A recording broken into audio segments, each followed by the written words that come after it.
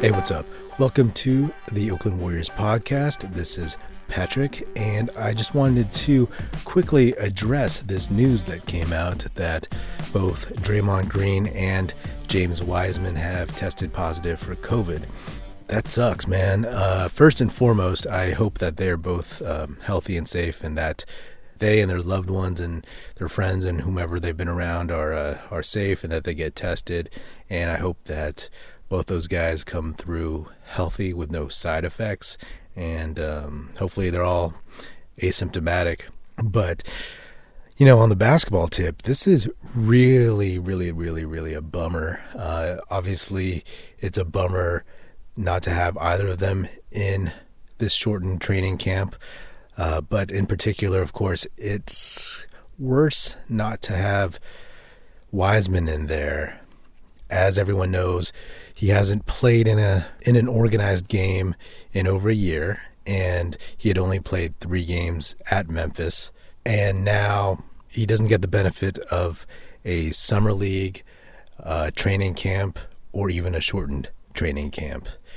With Draymond, I mean, you know, hopefully he just comes in. He's a vet. He knows what he's doing, and it'll just take a little bit more time for everybody to get used to playing with him, all the new guys.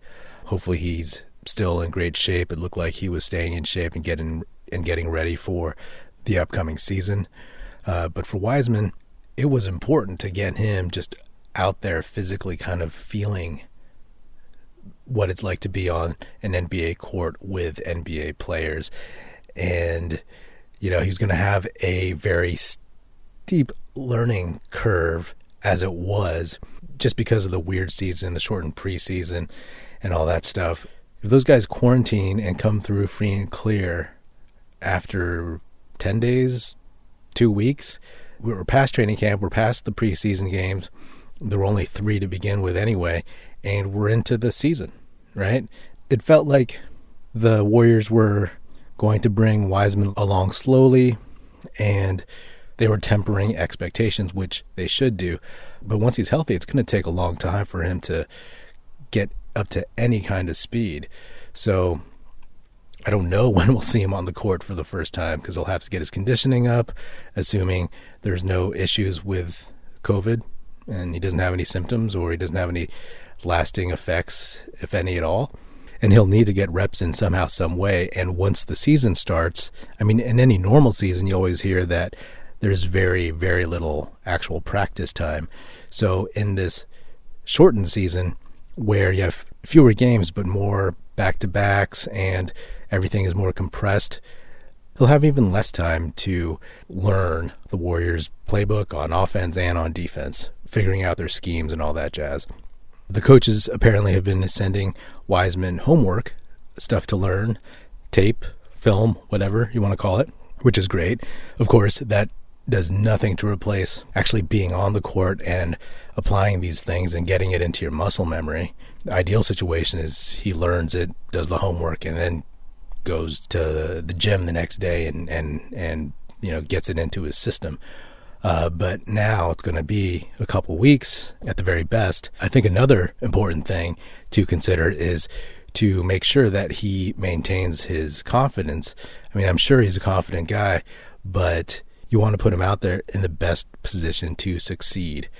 He's going to be behind even more than before, so you don't want to put him out there when he's not ready and just have him get worked up and down the court and then just get shook from all that. So this is just another bump in the road, I guess, another obstacle for the Warriors. Still reeling from the Klay Thompson Achilles tear and the season before.